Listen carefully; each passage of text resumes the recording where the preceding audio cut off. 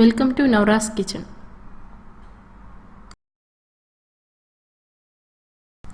ഇന്ന് നമ്മൾ തയ്യാറാക്കാൻ പോകുന്നത് ബ്രെഡ് വെച്ചിട്ടുള്ളൊരു പപ്സാണ്. ഇതിനകത്ത് സാധാ പപ്സിന് ഉപയോഗിക്കുന്ന ഫില്ലിങ്ങൊക്കെ വെച്ചിട്ട് തന്നെ, പക്ഷേ ഇതിൻ്റെ ലെയർ ഞാൻ മുകൾ ഭാഗം ബ്രെഡാണ് യൂസ് ചെയ്യുന്നത് മാത്രം. ഇത് വളരെ ഈസിയാണ്. നമ്മൾ ഒരുപാട് എണ്ണയിലിട്ട് പൊരിച്ചെടുക്കുക ആ രൂപത്തിൽ ചെയ്യുന്ന പപ്സല്ല.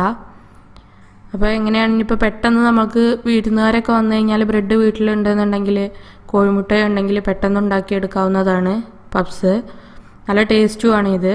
അപ്പോൾ എങ്ങനെ ഉണ്ടാക്കിയെടുക്കുന്നത് നോക്കാം. അതിനായിട്ട് ഞാനിവിടെ ഒരു പാൻ അടുപ്പത്ത് വെച്ചിട്ടുണ്ട്. അതിലേക്ക് വെളിച്ചെണ്ണ ഒഴിച്ചിട്ടുണ്ട്. വെളിച്ചെണ്ണ നന്നായിട്ട് ചൂടായി വരുന്ന സമയത്ത് നമ്മളിതിലേക്ക് ജീരകം ചേർത്ത് കൊടുക്കുന്നുണ്ട്. ഒരു 1/4 ടീസ്പൂണോളം വലിയ ജീരകം ചേർത്ത് കൊടുക്കുന്നുണ്ട്. വലിയ ജീരകം നല്ലോണം ചൂടായി വരിക. ആ സമയത്ത് നമ്മളിതിലേക്ക് ഉള്ളി ചേർക്കുന്നുണ്ട്. ഞാനിവിടെ ഒരു 2 വലിയ ഉള്ളി അധികം കട്ടിയില്ലാത്ത കോലത്തിൽ അരിഞ്ഞെടുത്തതാണ്. അതിനെ നന്നായിട്ട് വഴറ്റിയെടുക്കുക. അതിലേക്ക് ഉപ്പ് പാകത്തിന് ചേർത്തിട്ട് നല്ലോണം വഴറ്റി ഒരു ഗോൾഡൻ ബ്രൗൺ നിറമാവുന്നത് വരെ നമുക്ക് അതിനെ വഴറ്റി കൊടുക്കണം. അതിൻ്റെ മുന്നേ ഞാൻ ഇതിലേക്ക് കുറച്ച് പച്ചമുളക് ചേർത്തിട്ടുണ്ട്. അതൊരു 2 പച്ചമുളക് ചെറുതായിട്ട് അരിഞ്ഞെടുത്തതാണ്. അതിലേക്ക് ചേർത്ത് കൊടുക്കുക. അതും കൂടെ ചേർത്ത് നല്ലോണം ഇളക്കുക. അതുപോലെ തന്നെ ഇഞ്ചി ചേർക്കുന്നുണ്ട്. വെളുത്തുള്ളി നമ്മൾ ഇതിലേക്ക് യൂസ് ചെയ്യുന്നില്ല, ഇഞ്ചിയാണ് യൂസ് ചെയ്യുന്നത്. ഇഞ്ചി ചതച്ചെടുത്തത് ചേർക്കുക. ഒരു 1/4 ടീസ്പൂണോളം ഇഞ്ചി ചേർത്തിട്ടുണ്ട്. അതുകൂടി നന്നായിട്ടൊന്ന് മൂത്ത് വരട്ടെ. അതിൻ്റെ ഒരു പച്ചമണം പോകുന്ന വരെ നമുക്ക് ഇളക്കാം. ഇപ്പോൾ ഇവിടെ ഏകദേശമൊക്കെ ഒന്നുകൊണ്ട് വയന്ന് റെഡിയായി വന്നിട്ടുണ്ട്. ഇനി നമുക്ക് ഇതിലേക്കുള്ള മസാല നോക്കാം. അതിനായിട്ട് ഞാനിവിടെ 1/4 ടീസ്പൂൺ മുളക് പൊടി ചേർത്തിട്ടുണ്ട്. അതുപോലെ തന്നെ ഒരു 1/4 ടീസ്പൂണോളം മഞ്ഞൾപ്പൊടി ചേർത്തിട്ടുണ്ട്. പിന്നെ കുറച്ച് ഗരം മസാല, ഒരു 1/4 ടീസ്പൂൺ ഗരം മസാല കൂടി ചേർത്ത് കൊടുക്കുക. അതുപോലെ തന്നെ ഞാനിതിലേക്ക് കുറച്ച് മല്ലിപ്പൊടി ചേർത്തിട്ടുണ്ട്.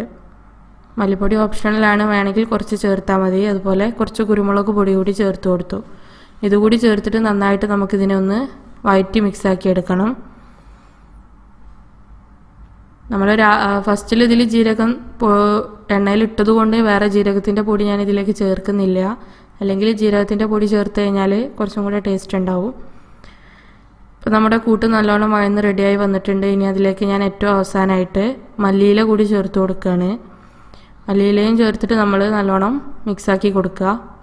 നമ്മളിപ്പോൾ നേരത്തെ 2 ഉള്ളി എടുത്തിട്ട് തന്നെ ഇത് നല്ലോണം ചുരുങ്ങി വന്നിട്ടുണ്ട്. വഴന്ന് റെഡിയായി വന്നപ്പോൾ ഏകദേശം ഈ ഒരു രൂപത്തിൽ കുറച്ച് ഇതുള്ളൂ. അപ്പോൾ നമുക്ക് ഒരുപാട് പപ്സ് വേണമെന്നുണ്ടെങ്കിൽ അതനുസരിച്ച് അളവ് കൂട്ടാം. ഇനി ഞാൻ ബ്രെഡ് എടുത്തിട്ടുണ്ട്. ബ്രെഡിൻ്റെ 4 തലയിലുള്ള ബ്രൗൺ കളറിലുള്ളത് കത്തി കൊണ്ട് കട്ട് ചെയ്ത് മാറ്റിയിട്ടുണ്ട്. എന്നിട്ട് ഇതുപോലെ ഒരു പാത്രത്തിൽ കുറച്ച് വെള്ളം എടുത്തിട്ട് അതിൽ ജസ്റ്റ് ഒന്ന് മുക്കിയെടുക്കുക. ഒന്നായിട്ടിട്ട് കുതിർത്തിയെടുക്കാതെ ജസ്റ്റ് ഒന്ന് മുക്കിയെടുത്തിട്ട് അതിനെ നല്ലോണം ഇതുപോലെ അമർത്തി കൊടുക്കുക.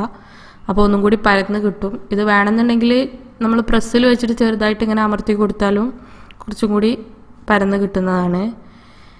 ഇനി ഞാൻ ആ കൂട്ടിൽ നിന്ന് നമ്മൾ തയ്യാറാക്കി വെച്ച മസാല ഇതിലേക്ക് കുറച്ച് ചേർത്ത് കൊടുക്കുന്നുണ്ട്.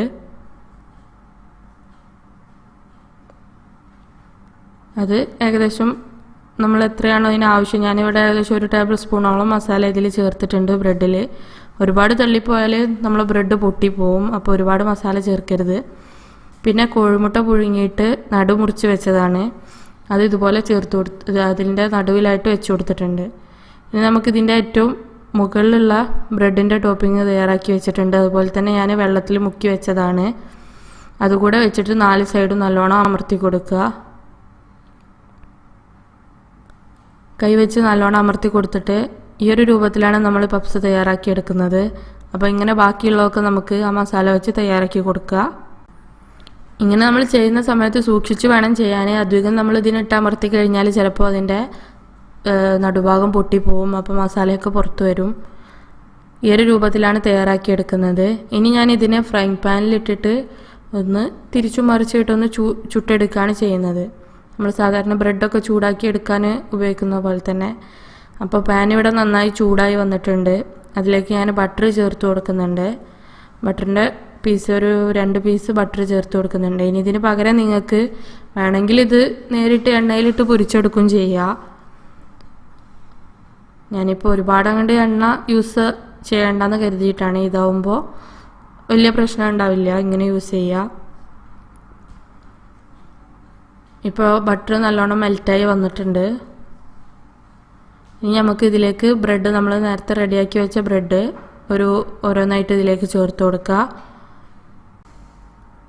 അപ്പോൾ ബട്ടർ നല്ലോണം ചൂടായ ശേഷം നമ്മൾ ഇതിലേക്ക് ഇടാൻ ശ്രദ്ധിക്കണം. അപ്പോൾ ഞാനിവിടെ 3 എണ്ണം വെച്ചിട്ടാണ് ഇത് ചെയ്യുന്നത്. ഫ്രൈ പാന് കുറച്ച് വലുപ്പമുള്ളതുകൊണ്ട് 3 എണ്ണം ഇതിലേക്ക് വെക്കുന്നുണ്ട്.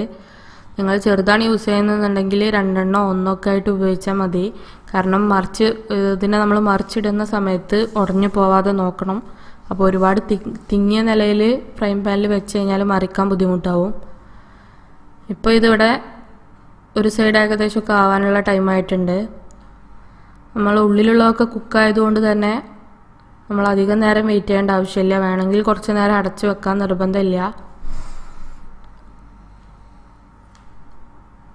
ഇപ്പോൾ ഇവിടെ റെഡിയായി തുടങ്ങിയിട്ടുണ്ട്. അപ്പോൾ ഞാൻ ഒരു തല മറിച്ച് നോക്കിയിട്ടുണ്ട്. ഈ ഒരു രൂപത്തിലാണ് നമ്മുടെ പപ്സിൻ്റെ രൂപം തയ്യാറാക്കിയെടുക്കുന്നത്. അപ്പോൾ അങ്ങനെ തല നല്ലോണം ഒട്ടിച്ചതുകൊണ്ട് വല്ലാതെ പൊട്ടിയിട്ടില്ല സൈഡൊന്നും. അപ്പോൾ നമ്മൾ മറിക്കുന്ന സമയത്ത് സൂക്ഷിച്ചിട്ട് വേണം മറിക്കാനായിട്ട്. എഗ്ഗ് ഉള്ളത് കൊണ്ട് കുറച്ച് പൊങ്ങിയിട്ടാണ് നിൽക്കുക. ഇപ്പോൾ ഇവിടെ റെഡി ആയിട്ടുണ്ട്. ഇങ്ങനെയാണ് നമ്മൾ എഗ് പപ്സ് തയ്യാറാക്കിയെടുക്കുന്നത്. അപ്പോൾ ഇത് ഇഷ്ടപ്പെട്ടെന്നുണ്ടെങ്കിൽ നിങ്ങൾ ലൈക്ക് ചെയ്യുക, കമൻറ്റ് ചെയ്യുക, അതുപോലെ തന്നെ സബ്സ്ക്രൈബ് ചെയ്യുക. Thank you for watching.